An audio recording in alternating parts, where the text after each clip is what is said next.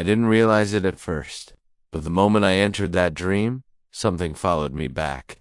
Hello and welcome to Narrative Odyssey, the place where original stories come alive and reality bends in terrifying ways. If you love horror, mind-bending thrillers, and stories that stay with you long after they're over, you've definitely found the right place. Each week, I bring you a brand new story, and tonight's is special. It's a nightmare where dreams and reality violently collide. So make sure you're subscribed and have those notifications turned on, because once this story begins, there's no turning back. Now settle in, turn down the lights, and let's begin. I didn't wake up screaming. That's the strange part. I woke up, calm, too calm. My room looked normal. The ceiling fan turned slowly. The clock glowed 3:17 in the morning, but my heart was beating like I had just run for my life. Because seconds earlier, I wasn't here. I was standing inside a hallway that never ended. The walls were smooth and pale, glowing faintly as if light lived beneath them. No doors, no windows, just silence, except for one sound. A slow pulse. Not loud, not soft, steady, like a heartbeat echoing through the floor. At the end of the hallway stood a door made of pure white light. It wasn't burning bright, it was breathing, expanding and shrinking gently, alive. I walked toward it. Every step felt heavy, like gravity was thicker there. When I touched the door handle, the pulse stopped. The silence became unbearable, and suddenly, the door opened by itself. I saw something inside. It's something so large my mind couldn't hold its shape, and that's when I woke up, but my hand was still raised in the air, as if I was still holding the door. That morning, the dream refused to fade. Most dreams disappear within minutes. This one stayed. The hallway stayed. The pulse stayed. Even the feeling of the door stayed inside my chest. I tried to ignore it. I went to work. I drank coffee. I answered emails. But all day long, something felt wrong. Sounds felt sharper. Lights felt brighter. And every few minutes, I felt that same pressure behind my eyes, like someone was gently knocking from inside my skull. That night, the dream came back. Same hallway, same pulse, same door. Only this time, I wasn't alone. I heard footsteps behind me. I turned around and saw a stranger standing in the hallway. He looked confused, terrified, just like me. We stared at each other in silence. Neither of us spoke, but somehow, we both understood the same thing. This wasn't imagination. This place was shared. The pulse grew louder. The door began glowing brighter. And suddenly, we were pulled forward together, dragged toward the light. The moment I crossed the doorway, I woke up again. Sweat soaked my pillow. My phone buzzed beside me. A message notification. From an unknown number, it said, "Did you see the hallway too?" My blood turned cold. That message changed everything. Because now I wasn't dealing with a dream. I was dealing with a connection. Over the next few days, more messages arrived.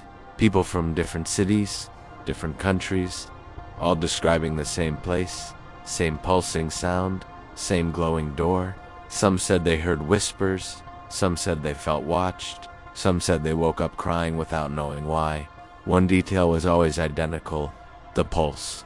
One slow beat per second, like something alive beneath reality itself. That's when fear turned into obsession, and obsession turned into investigation. I work with brainwave data. I analyze sleep states.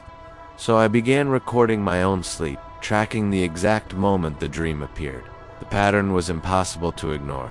Every time my brain entered deep theta state, the hallway returned, not randomly, precisely, by tuning a radio. And the strangest part, the moment the pulse appeared in my dreams, the brainwave monitor showed something new, a foreign rhythm, not produced by my brain, but entering it.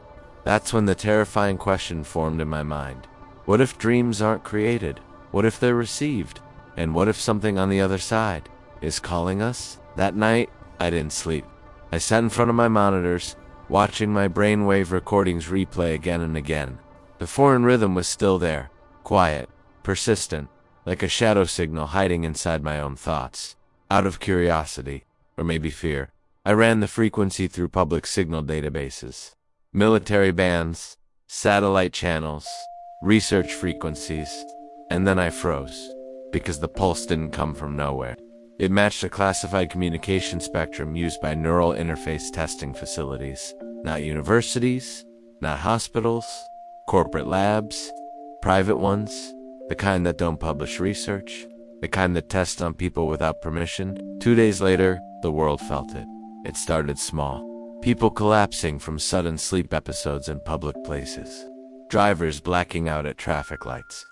Pilots reporting strange mental pressure mid-flight. Hospitals filled with patients stuck in dreamlike states, awake but unresponsive. News channels called it a neurological outbreak. They were wrong. It wasn't a disease. It was synchronization, millions of minds being pulled toward the same frequency, toward the same hallway, toward the same door. And the corporate signal was getting stronger. I traced the signal source. It led to one name. A global tech giant known for neural hardware, brain-computer interfaces, and sleep optimization products. Officially, they claimed to improve rest. Privately, they were building something far more dangerous. Internal leaked documents revealed the truth. They weren't studying sleep. They were studying consciousness control. Their goal wasn't health. It was power. Because whoever controls consciousness controls everything. Imagine the advantages. Training soldiers through dream downloads. Implanting learning without classrooms. Influencing consumer behavior while people sleep. Shaping beliefs before waking minds can resist. They called it Project Veil. A system designed to synchronize human brains to a broadcast network. Dreams were the entry point. Sleep was the doorway. Human minds were the receivers, but they miscalculated something critical. They assumed they were controlling the signal. They weren't. They had accidentally opened a channel to something much larger, something ancient, something already waiting. The signal reached maximum strength on a Sunday night. That's when the real disaster hit. Entire cities experienced mass blackout sleep events.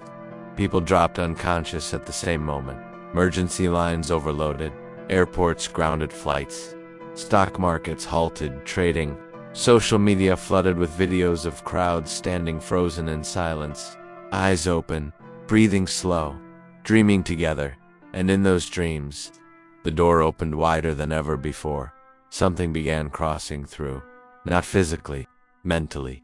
Ideas that weren't human. Memories from other realities. Thoughts that didn't belong to Earth. People woke up, changed, speaking unknown languages, drawing symbols they had never learned, losing their personal identity. The world was on the edge of psychological collapse. I knew the only way to stop it was exposure. Not hacking, not destruction. Truth. Because Project Veil depended on secrecy. The moment the public understood what was happening, participation would break, consent would collapse, and synchronization would fail. I uploaded everything. Documents, signal data, frequency patterns, dream synchronization proof, corporate experiment logs, human trial recordings. Within minutes, the internet exploded. Governments demanded answers. Employees leaked more files. Executives disappeared from public view. The corporation attempted to shut down the network, but it was too late. The signal collapsed. The hallway vanished. The door closed. The pulse faded. And the shared dreams ended. The world stabilized. Hospitals recovered patients. Cities reopened. Life returned. But something had changed forever. Because now humanity knew the truth. Dreams aren't safe spaces. They're gateways. And consciousness is the most powerful resource on Earth. As for me, sometimes when I fall asleep, I still feel that pressure behind my eyes, like something remembers me, waiting for the next door to open. And that's a wrap for today's story. Thank you so much for hanging out with me and lending me your ears. It truly means the world to me that you chose to spend your time here. I pour my heart into creating these stories, and knowing you're on the other side, listening and engaging, is the best motivation I could ask for.